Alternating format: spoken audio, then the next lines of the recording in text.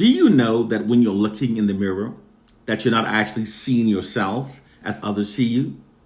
It's only when you're looking at a photograph of yourself that you're actually seeing yourself as others do. There's a difference between when you're looking in the mirror and when you're looking at a photograph. Because in the mirror, your image is in reverse. It's a reverse image of yourself. The left side of your face has become the right, and the right side of your face has become the left. For example, if you're wearing a name tag when standing in front of a mirror, it doesn't read accurately. It's a reverse. The mirror version is in the reverse. When you look at a photograph of yourself, it's not a reverse image as when looking in the mirror. And if you're wearing a name tag in the picture, you're able to read it accurately because it's not in reverse.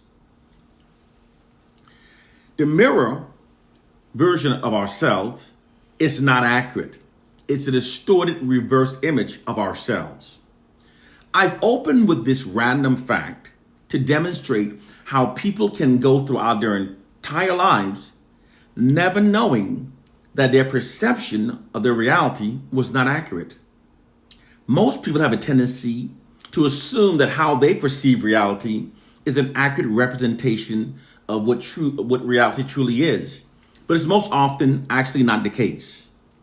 I know that for some, my words might sound like a mental gymnastic, but it's important that we learn the difference between perception and reality in order to emancipate our minds from white mental slavery.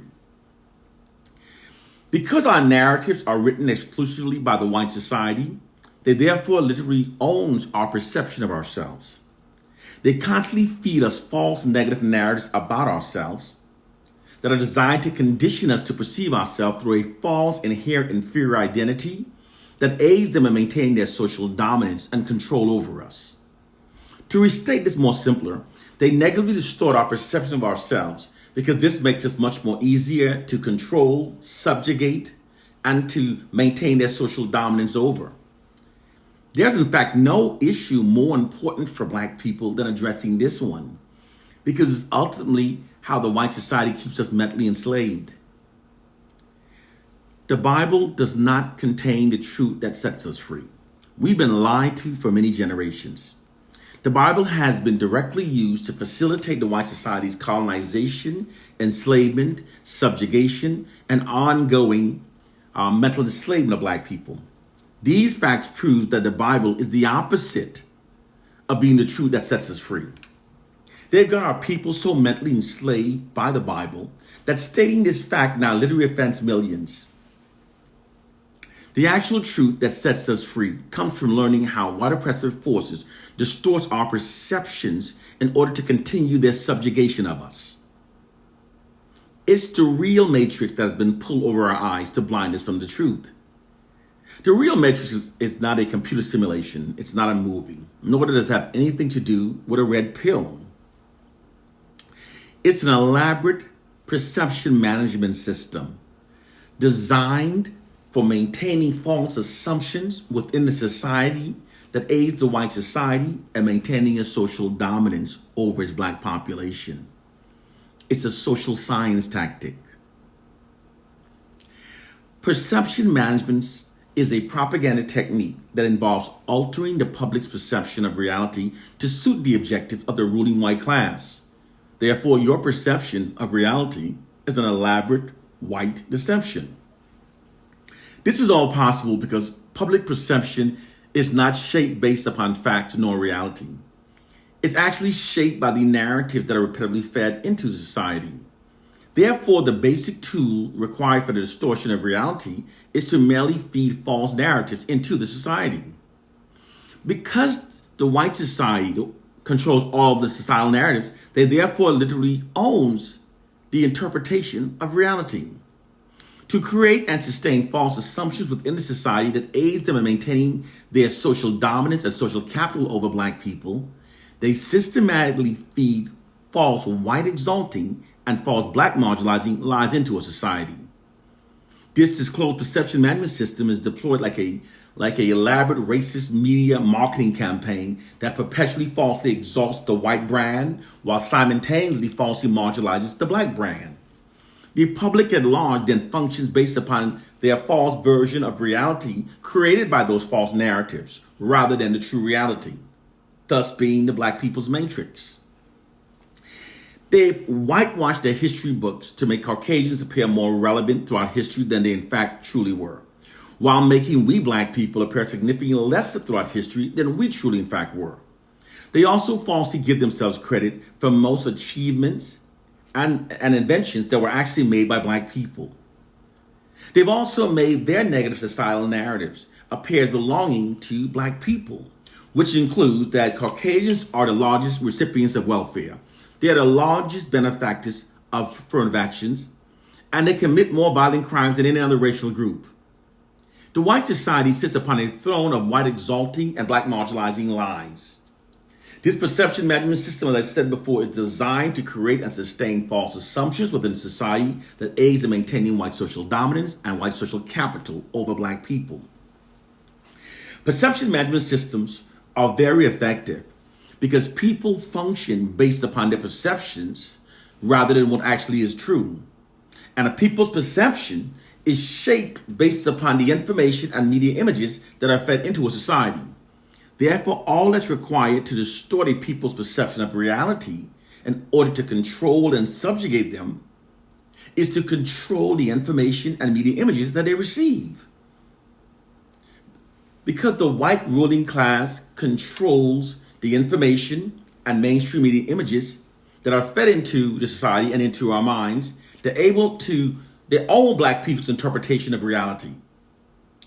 And they've weaponized this fact against black people by deploying this perception management system that distorts our perception of reality in ways that makes us think and behave in ways that are against our own interests.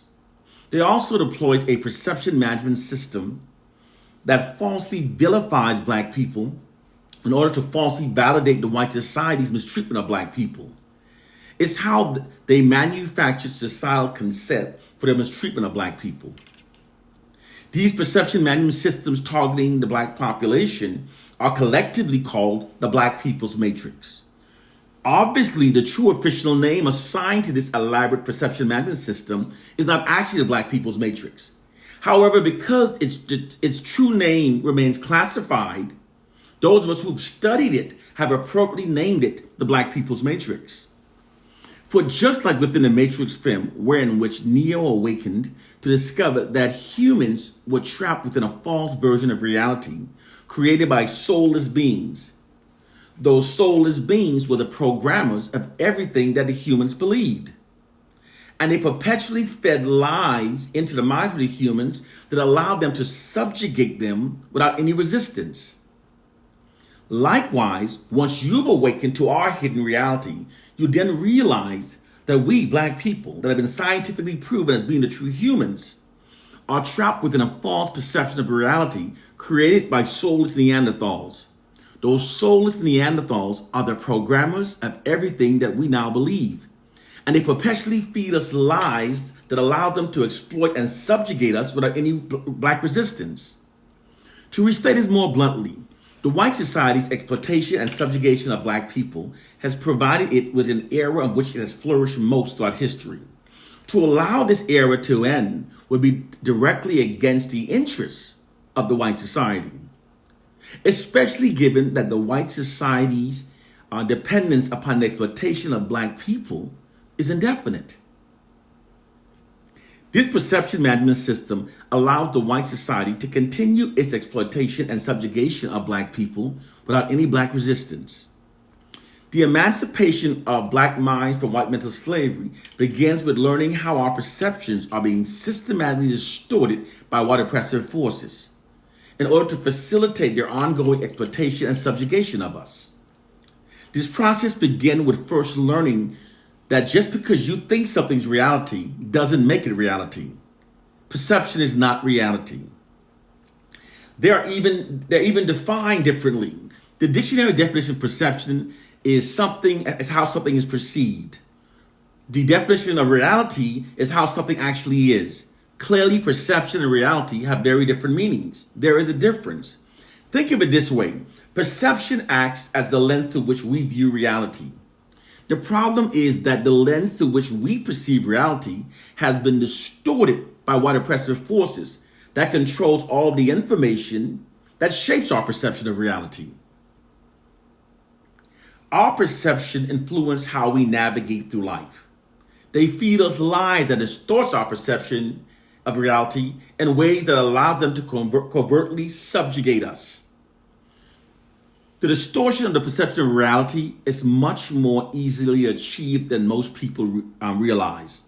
All you have to do is keep repeating lies through false media ads, whitewashed textbooks, and falsely scripted movies, and before long, those falsehoods will become the perception of reality that most people function based upon. Case, point, and proof.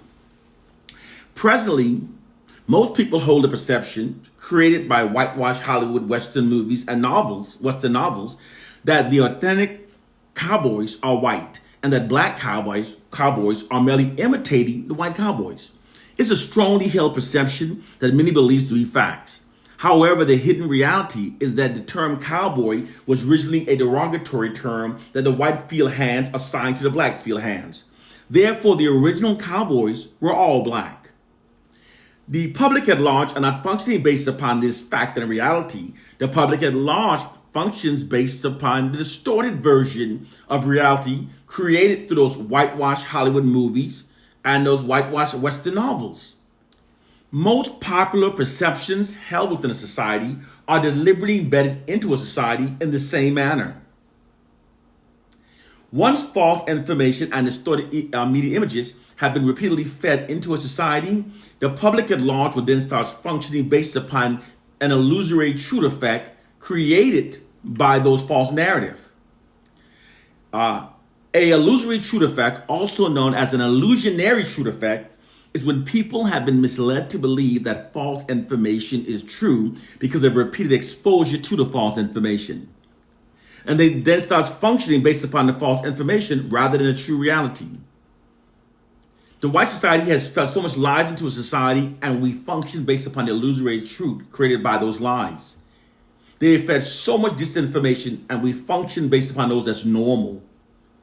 But they sit upon a throne of lies. Lies that empowers them because our society functions based upon those lies. Case, point, and proof.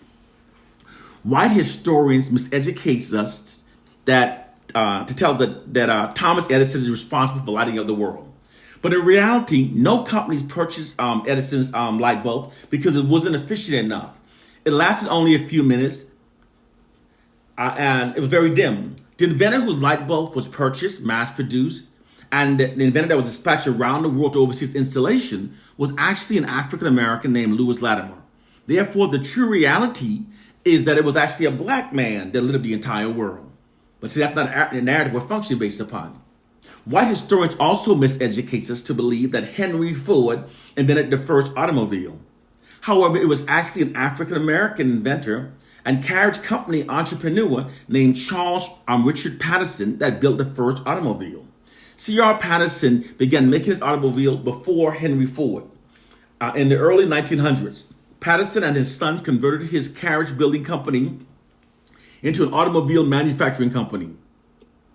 It was released in 1905 and sold for $850. It had a 4-cylinder Continental engine. C.R. Patterson automobiles were considered more sophisticated than Henry Ford. C.R. Patterson and his son were forced out of business by Henry Ford in 1939. The white society keeps C.R. Pattersons from their whitewashed textbooks to propagate the lie that a white man is responsible for why we now have automobiles. Here's another example of this nefarious whitewashing practice that we function based upon those lies. White historians have also miseducated millions to believe that the Wright brothers are the reason why we now have airplanes. But here's the truth fact to the contrary. A black man named Charles F. Page invented and patented the first airplane that he called an airship before the Wright brothers did. The timeline of Page's patent is particularly significant. His airplane was patented in 1906. The Wright brothers didn't patent theirs until 1909, 3 years later. Although the Wright brothers' airplane was clearly directly inspired by Charles F. Page's airship version, When they patterned it as an airplane rather than an airship. Now they've whitewashed history to make it appear that the airship was irrelevant, and so when in fact the airplane was inspired by the airship. So as a black man, the reason why we now have airplanes. The same tactic was done against Thomas Jennings. Thomas Jennings was the first African American to hold a patent for inventing the dry scorer, which later became dry cleaning. He did it on March 3rd, 1821. Thomas Jennings patented a method for removing dirt and grease from clothing that would lead to what today we call dry cleaning. Jennings opened his own shops using his dry scoring method to clean delicate clothing and fabrics. It also afforded him the means to buy his wife and child out of slavery. The process he patented wasn't called dry cleaning; it was called dry scoring. But it can be described as the grandfather of the modern day dry cleaning. However, many years later, a white French inventor named Jean-Baptiste Joly created a process directly inspired based upon Jennings' invention, and he called his dry cleaning. Now the whitewashed history books only give Joly credit for dry cleaning, totally ignoring Thomas Jennings. Keep repeating lies through whitewash history books, falsely scripted movies, and before long, everyone will accept those false narratives as being their reality. These practices of whitewashing facts to make it appear that most revolutionizing inventions are coming from the minds of Caucasians when they're in fact coming from the minds of black people was not a rare occurrence. It was the normal. Doing so was the normal and a common practice. Through this unethical practice of systematically feeding false information into a society that gives whites credit for most achievements made by black people, white propagandists have manipulated millions to believe that Caucasians are responsible for most inventions that have revolutionized the world, and that black people are the leeches of society that haven't invented much throughout history, and that we're relying on the great minds of Caucasians to carry us into the future. Through this process, they've literally whitewashed their perception of reality. And through it, the collective self-esteem of the white masses has been falsely bolstered at the expense of the collective self-esteem of the black masses. This was done to maintain an illusion within the society that aids the white society in maintaining its social dominance over black people. The following are some historical facts that they also omit from our history books.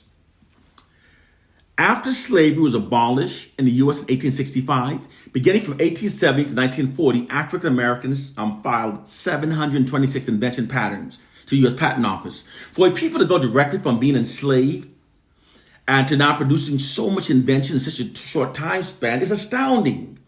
These numbers also more than double those submitted by Caucasians during the same time frame. And remember that during this time frame, African Americans only made less than 3% of the U.S. population, yet more than double the amount of inventions submitted than Caucasians. This pattern has never stopped. The hidden reality is that in spite of cultural traumas wrought by the injustice of white racism and slavery, most inventions that have revolutionized the world were either invented by black people or were directly inspired by inventions by black people. It's in fact the great minds of black people that actually moves our society forward. I know. When a well-packaged web of lies has been sold gradually to the masses over generations, the truth will seem utterly ridiculous and a speaker will sound like a raving lunatic. The reality is the U.S. Patent Office is disproportionately filled with patents of revolutionizing inventions invented by black people. Without black people, there would exist no internet, no cell phone. We wouldn't have cameras and microphones on our cell phones. We wouldn't have the accurate weather forecasting system. We wouldn't have the cataract laser removal scope. There would be no emails, no GPS, no hearing aids, no touch-tone phones, no caller ID, no home surveillance security systems, no motorized vehicles, no steam engines, no traffic lights, no working light bulbs, no elevators, therefore no skyscrapers. There'd be no air conditioning. We wouldn't have the modern color PC. There'd be no 3D movies, no central heating, no refrigerators, no helicopters, no washing machines, no lawnmowers, no dryers, no refrigerated trunks, no blood banks, no fiber optics, no nanotechnology. We wouldn't have doorknobs, female sanitary pads. We wouldn't have bathroom tissue holders. We wouldn't have pencil sharpeners, etc., etc. The technological advancements made by black people throughout history have been extraordinary. The hidden reality and facts are that there's not a single person on this planet whose life hasn't been enriched by inventions made by black people. But this is a reality that white society hides. Because our enemies write our narratives, they negatively distort them in order to condition us to perceive ourselves through a false inferior identity that aids them in maintaining their social dominance over our lives. To restate this more simply, they negatively distort our perception of ourselves because this makes us much more easier to control and subjugate. I never said that what I teach would be easy for all to comprehend. I only said it'll be the black liberating truth. It's time to understand